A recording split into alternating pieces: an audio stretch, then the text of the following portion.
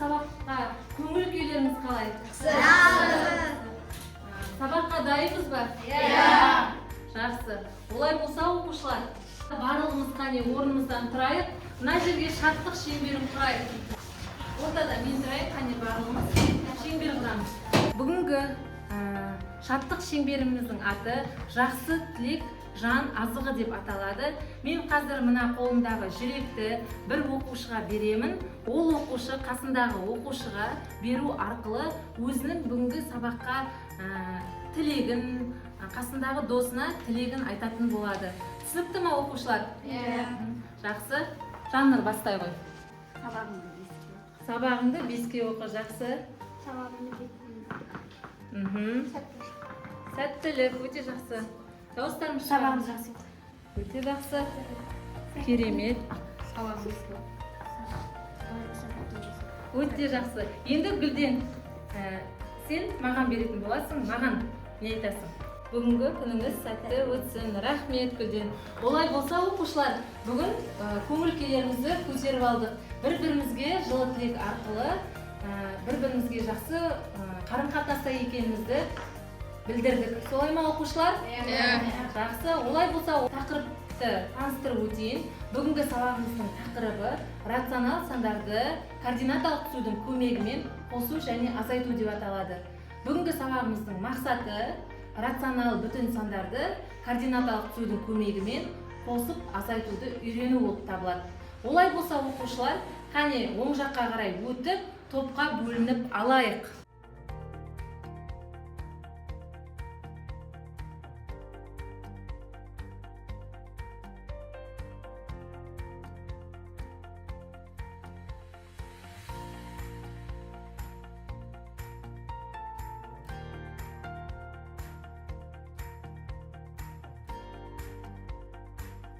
Оқушылар, бүгін міне топқа бөлініп алдық.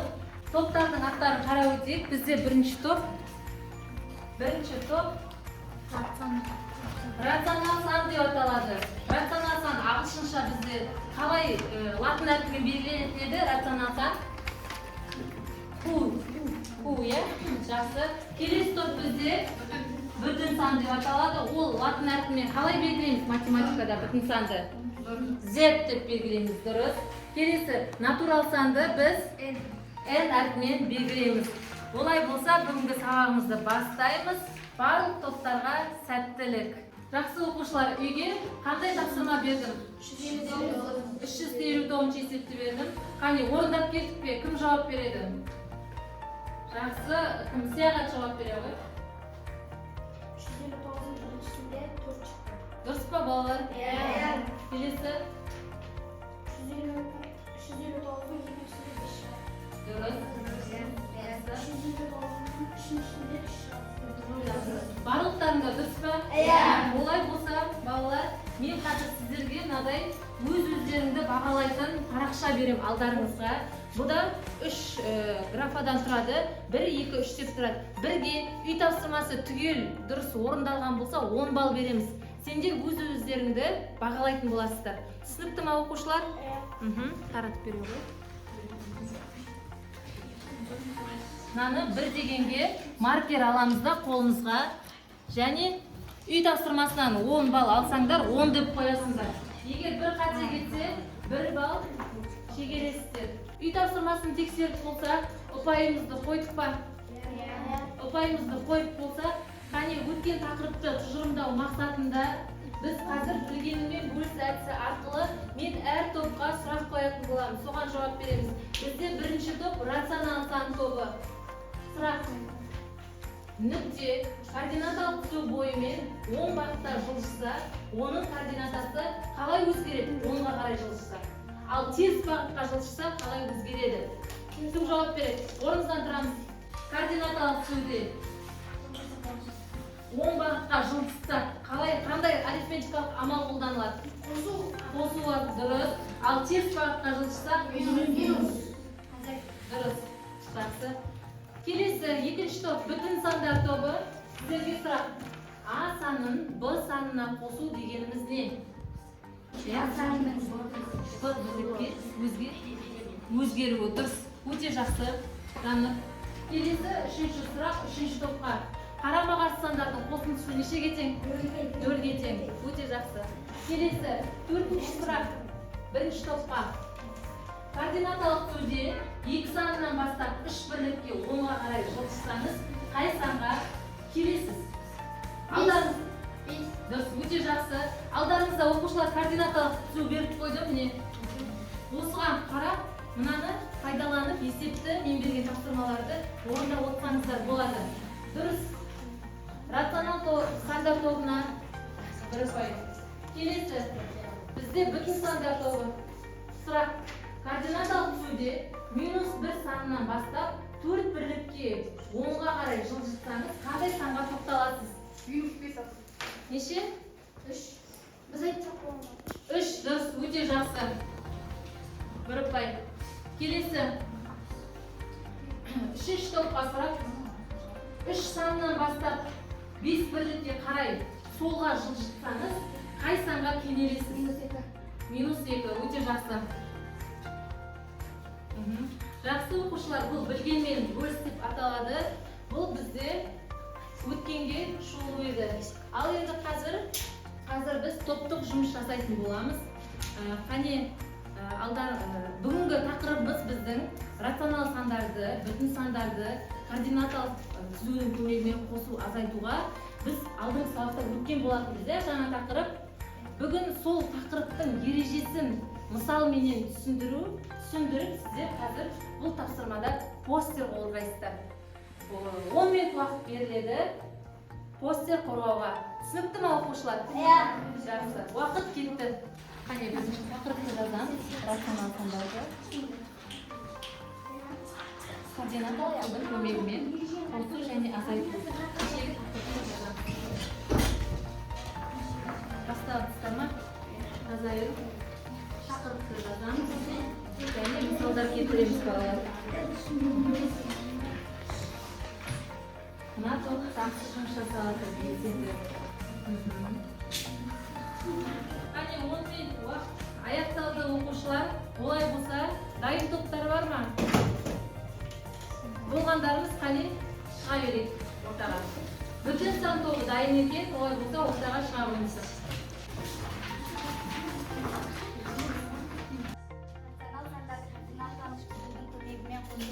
Координаталық түзу көмегімен А және Б рационал сандардың қосындысын табу үшін координаталық түзу бойында А санына сәйкес А нүктесін белгілеп алдыңдар, өте жақсы.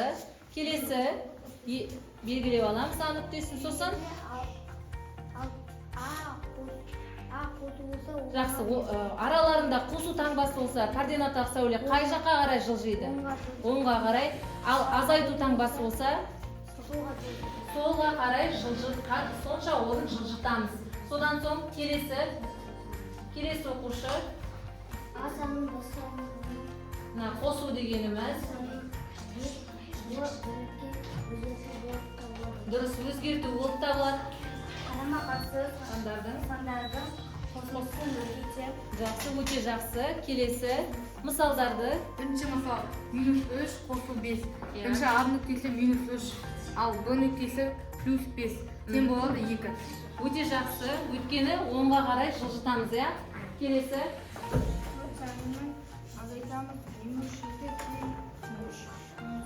Неге ол -3-ке тең болады?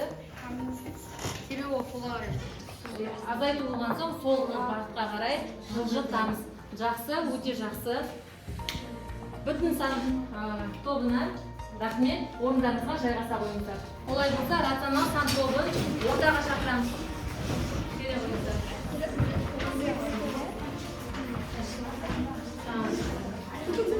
А және Б рационал сандарының қосындысы координаталық түзудің көмегімен қосу үшін координаталық түзу бойынша А нүктесін белгілеу керек. Дұрыс.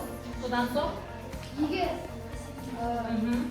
қосу болса, ол оң жаққа қарай. оң сан болса, оң бағытқа қарай жылжытамыз. Сосын минус болса, сол жаққа қарай жылжытамыз. Сонша орын жылжытамыз. Мысалы, минус 4 қосылған 2 мән табайық. Аха. Минус 4-тен бастап, оған қосамыз плюс 7-ні 10-ға қарай жылжытамыз. Сонда нешеге тең болады? 3-ке тең болады. Дұрыс. Келесі. Жақсы. Бір мысал алғансыздар ма? Жақсы. Рационал тобы жарайсыздар. Отыра алыңдар. Так, бүтін сан тобы жаңа айтты ғой, иә? После қорғады. Ол қалай қорғады балалар? Жақсы қорғады ма? Жақсы. Олай болса, бүтін сан тобына 1 ұпай береміз. Келесі. Бізде рационал сан тобы да екінші болып қорғады. Оған да 1 ұпай. Келесі топ бізде қалып тұрған натурал сан тобы. Тақтаға шыға қойыңыздар. Нөл санмен кез келген натурал санды қосқанда натурал санның өзі шығады. Себебі нөл өзіне қарама-қарсы сан. Біз А санына Б санын қосқанда Б бірлігі өзгерту болып табылады. Дұрыс. Жақсы. Қарама-қарсының Сандардың. сандардың қосындысы нөлге тең. Жақсы. Дұрыс. Минус 3 қосылған 5 тең болады, минус 2 шығады. Себебі минус 3-тен 5 сан созылтсақ, Қалай қарай жылжытамыз? 10-ға қарай. Неге 10-ға қарай жылжытамыз? Өйткені? Қосу амалы. Жақсы. Дұрыс. Жақсы. Келесі мысал? 4 азайтылған 7 тең болады. Себебі Бірінші А нүктесі деп қай мәнді аламыз? 4 санын аламыз, иә? Сосын неге одан? Солға қарай 7 қадам жылжытамыз. Өйткені? Өйткені бұл жерде азайту Таңбасы. Өте жақсы. Келесі? Минус 2 азайтылған 4 тең болады 2, себебі минус 2-ден 10-ға қарай 4 қадам жылжытамыз. Минус 2-ден 4 қадам. Жақсы. Өте жақсы оқушылар. Оқушылар қалай қорғады? Олай болса, орындарыңызға жайғаса қойыңыздар. Сіздерге де 1 ұпай. Жақсы балалар. Енді после қорғап болсақ, қане барлығымыз сергіту сәтін жасайық. Орнымыздан тұрайық. 4,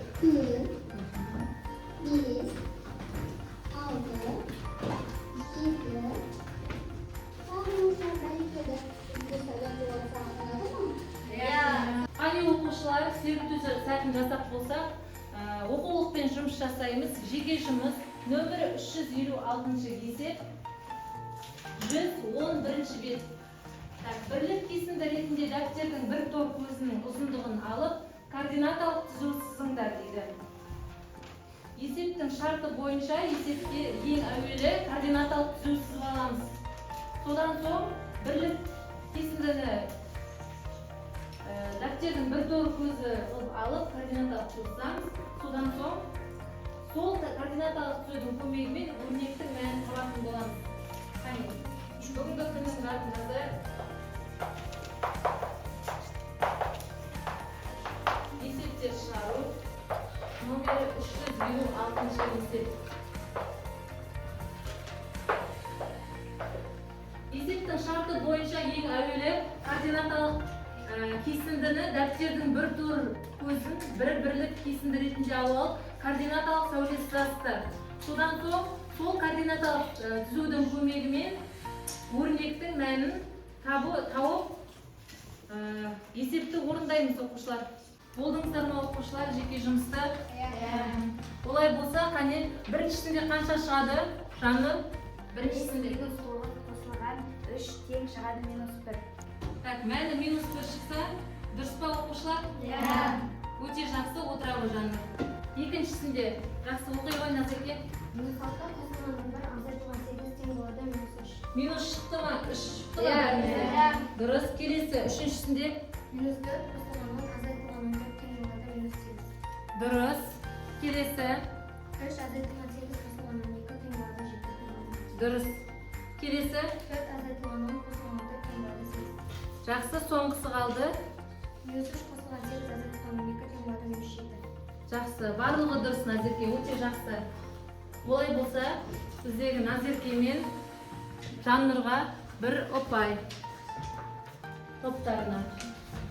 Так, оқушылар, жаңа есепте барлықтарыңызда қанша қате кетті, қаншасы дұрыс болды, соны мына өз-өздеріңді бағалау парақшасы бар ғой. Соған 2 деген номерге соны жазып аламыз. Неше ұпай жинағандарыңды барлық есептеумен. Ал келесі енді балалар, қазір келесі тапсырманы орындаймыз. Қазіргі тапсырма топтық жұмыс болып табылады. Қате есептерді түзет деп аталады. Алдарыңызға мынандай парақша таратылды. Енді осы парақшаға қараймыз қане. Көрдік па? Так, мына жерде сіздерге есептер берілген. Бұл есептің ішінен дұрыс есептер де бар, мәні дұрыс шыққан. Және бұрыс есептер де бар, мәні дұрыс емес шыққан. Соны сіздер қарап, мынау дұрыс, бұрыс деп соны ажыратасыздар. Балдар 1 минутқа қарап жіберіңіздер. Мынадай алдарыңызда координаталық түсу берілген. Көрдік па? Соны мына есептің берілгенін мына координаталық түсуге сандарын қойып, осы арқылы, мысал арқылы қарасаңдар болады. Мына координаталық сәуле алдарыңызда дайын күйінде берілген. Көрдік пе? Осыған мына сандарды қойып, есептің қате немесе дұрыс екенін анықтауға болады.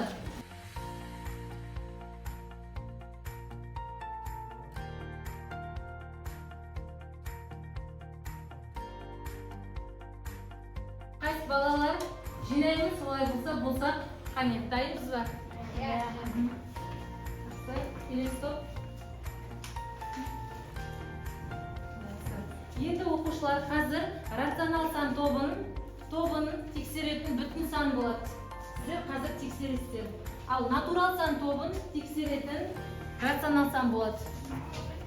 Ал натурал сан бүтін санның тобын тексереді. Түсінікті ма оқушылар? Қане тақтаға қараймыз. Бірінші есепте кейбір есептерде бізде қате берілген, кейбір есептер дұрыс. Бірінші суретке назар аударамыз. Бірінші есепте бізде -3 10-ға қарай 5 рет жылжығанда онда 2 сан шығады. Дұрыс па? Дұрыс. Келесі 4 қосу -6. Бізде ол -3-ке тең деп тұр. Ол солға бір қадам артық кеткен. Сондықтан екіншісі дұрыс емес. -3 болмайды. Келесі үшінші есепте -5 шығады, ол дұрыс орындалған. Келесі төртінші есепте 3 шығады, ол бізде дұрыс орындалмаған. Өйткені бір қадам кем есептелген. Келесі бесінші есепте -1 шығады, дұрыс орындалған. Келесі есепте -2 шығады, ол да дұрыс орындалған. Келесі есепте -2 шығады дейді, ол қате. Өйткені теріс бағытқа артық кеткен екен. Келесі есепте қарама-қарсы сандардың қосындысы 0-ге тең, ол дұрыс. Келесі есепте -5 шығады деген мәлімет берілген, бірақ бұл қате. Өйткені дөңгелектеуде мән өзгермеген. Солай ма?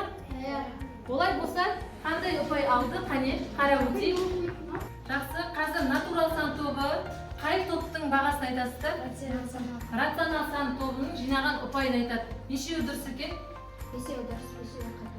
5-еуі дұрыс. Олай болса, рационал сан тобына біз 5 ұпай береміз. 5.000 ақша береміз. Келесі бізде бүтін сан тобы. Тексеріп болдық па? Қай топ түсті сіздерге? Натурал сан тобы түсті. Олар неше балл жинады? 7 балл. Жақсы. Келесі қай топ сіздерге? Натурал сан тобы жақсы. Неше ұпай жинады? 8 ұпай жинады. Натурал сан. Мұнда кеткен. 8 ұпай жинадыңыздар. 3, 4, 5, 8 ұпай. Жақсы оқушылар. Бұл тапсырма аяқталды. Енді келесі тапсырмаға өтеміз. Оқушылар, қазір келесі кезең бізде топ бойынша сайыс болады. Қазір мына платформадан есептер беріледі. Соған әр топтан 2 оқушы сайлаймыздар. 2 оқушы тақтаға шығып орындайды. 30 секунд уақыт беріледі. Соның ішінде ойланып, тез-тез бір нұсқасын таңдау керек. Түсінікті ме оқушылар? Олай болса, натурал сан тобы бастасын. Қане 2 оқушы ортаға шыға қойыңыздар. Бірінші сұрақ дайындаламыз дейді. -2 дұрыс. Дұрыс. Келесі 1 ұпай болып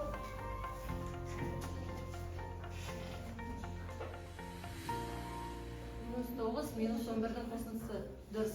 Минус 20. 2 ұпай. Келесі.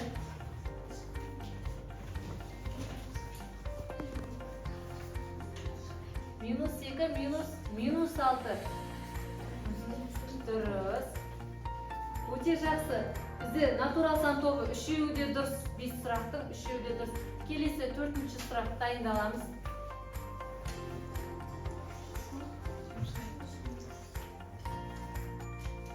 Үш сұрақ па берілгені? Онда мына жерден бір таңдайсыздар, картаны таңдайсыздар. 4-ші сұраққа. Бір картаны таңдаймыз өзіміз үстенше. Қандай? Сосын жаңағыдай есеп береді.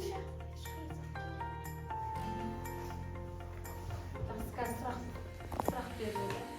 Келесі 4-ші сұрақ. 7 минус 8.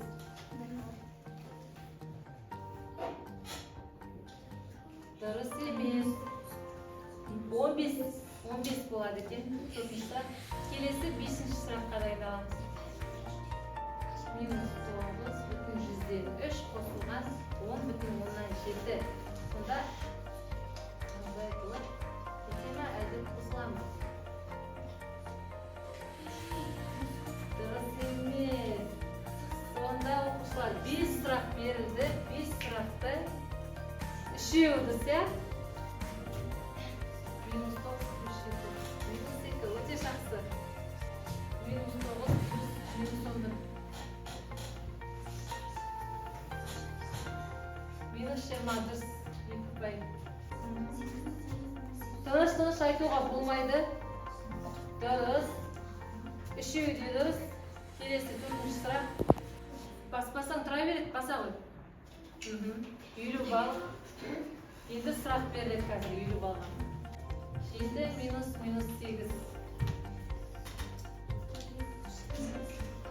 Минус 1. Дұрыс. Жақсы. Неше ұпай жинадық? 4 ұпай. Тақтаға рационал сан тобы шығамыз. 2 оқушы. Қане ойынды бастай ойыңыздар. Минус 2,6 қосып 1,2. Дұрыс. 1 ұпай. Дұрыс. Келесі.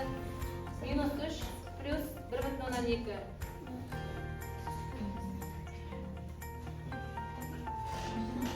Дұрыс. Минус 1,8 шығады. 2 ұпай.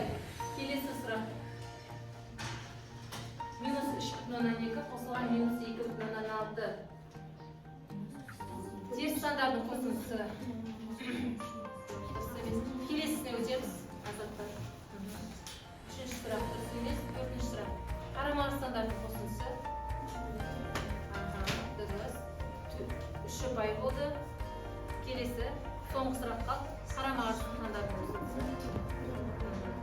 Неше сұрақ дұрыс болды? 4 ұпай. Жақсы. Жақсы балалар. Жаңағы ойында неше ұпай жинап?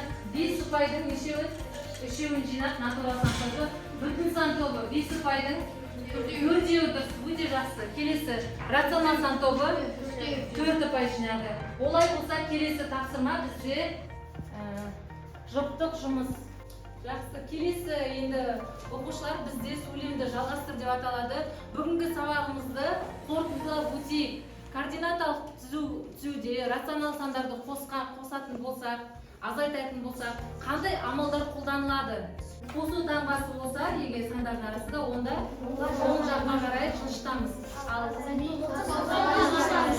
Қарама-қарсы сандардың қосындысы нешеге дейін? Жақсы. Олай болса, оқушылар, қазір дәптерлерімізді ашайық та, мына сөйлемді жалғастырайық. Бүгін сабақта сендер не нәрсе білдіңдер? Соны жазамыз. Бүгін сабақта не қиындық туындады? Қандай қиындық туындады балалар? Соны да жазамыз. Бүгінгі сабақта қандай нәрсе қиындық туғызды сіздерге? Бүгін сабақта не нәрсені білдіңдер? Кез келген санға 0 санын қосқанда сол санның өзі шығады, иә? Таңбасымен бірге шығады. Оны бұрыннан білесіздер, немесе бүгін білдіңіздер ме сабақта? Келесі сабақта не үйрендіңіздер бүгін? Координаталық түсуде рационал және бүтін сандарды кескіндеуді үйрендік дейді. Дұрыс. Сандарды қосу, азайтуды үйрендіңдер, иә? Сонда жазыңыздар. Болды па оқушылар? Жақсы, онда кім оқиды? Оқи ғой, Мағжан. Бүгін сабақта 0 сан, натурал сан, натурал санның өз шығатынын түсіндім. Қосқанда шығармын. Қосқанда натурал санның өз шығатынын түсіндім. Жақсы. Екінші, бүгін сабақта не үйрендіңдер? Координаталық түзуді, сызуды және есептерді үйрендім. Координаталық түсудің көмегімен сандарды қосып азайтуды үйрендім. Жақсы. Келесі, үшіншісі бізде сұрақ. Координаталық санды есептеу Дұрыс. Координаталық түзу көмегімен санды есептеу қиындық туғызма саған. Жақсы. Әлі немен жұмыстану керексің? Иә. Координаталық түзу салуды, және есептеуді. жылдамдықты, да? Жақсы, өте жақсы. Келесі, саған не қызық болды сабақта соңғысы? Маған ба? Топтық жұмыс және осы бал жазу қызық болды. Жаңа өз-өзін бағалау қызық болып жатыр ма саған? Жақсы. Және Постер қорғау қызық болды, иә? Жақсы. Жақсы оқушылар, бүгінгі сабақта біз бағалаудың екі әдісімен өттік. Бірінші өз-өздеріңді бағалау болды. Екінші әдіс бізде топтық сайыс болды, иә? Топ бойынша бағалау. Ең бірінші топ бізде рационал сан болған. Неше ұпай жинадыңыздар? Қане, барлық топ ұпайларымызды жинаймыз. Және өз-өзін бағалау парақшасын қолдарыңызға аламыздар. Неше ұпай жинағандарыңызды айта қойыңдар. Ең әуелі рационал сан тобы неше ұпай, неше ақша жинадыңыздар? 7.000. Жақсы. Келесі бүтін сан тобы қанша ұпай, қанша ақша жинадыңыздар? 11.000. Өте жақсы. Келесі натурал сан тобы 12.000. Олай болса топ бойынша сайыста бізде рационал сан тобы 7 ұпаймен 3-ші орын, бүтін сан тобы 11 ұпаймен, 11 ұпаймен сіздерде, 11 ұпаймен бүтін сан тобы және 12 ұпаймен натурал сан тобы бірінші орынды иеленді. Құттықтаймыз. Ал енді өз-өзін бағалау бойынша қане Мағжаннан бастап барлығымыз қанша ұпай жинағанымызды айтып өтейік. 30 балл шкаламен жүрді. Мана 3 жеке жұмыс болды. Суда жинаған ұпайларымызды айта қойды. 30-ға дейін болды, иә? Сенде неше ол? 30 балл. Сенде? 30. Келесі? 30. Өте жақсы. 29. Жақсы. 30. 30. Өте жақсы Гүлназ. Келесі? Қанша? 28 ұпай жинаған екен. Бегнұр? 30 ұпай. 30 ұпай. Өте жақсы. 30. 30 жақсы. Олдай қанша ұпай жинадың? 30. Дәулет? 27. 30 ұпай. 27 ұпай. Ернар? 30. Алихан? 30 ұпай. Жақсы. Жансая, сенде неше ұпай? 27 ұпай. Оқушылар, өз-өзін бағалау парақшасы арқылы өздерінің қанша ұпай жинағандарыңызға көздеріңіз жетті ма? Иә. Бұл жеке жұмыс. Ал топтық жұмыста жаңа бізде натурал сан тобы бірінші ұпай, бірінші орын, бүтін сан тобы екінші орын, рационал сан тобы үшінші орын алды. Олай болса оқушылар, бүгінгі сабағымыз аяқталды. Осымен үйге тапсырма жазып аламыз. Кітапта номері 360 есепті орындап келеміз үйге. 360 есеп. Үй жұмысы түсінікті ма оқушылар? Жақсы оқушылар, олай болса орнымыздан тұрайық. Қане сабағымызды аяқтайық. Сау болыңыздар. Сау бол!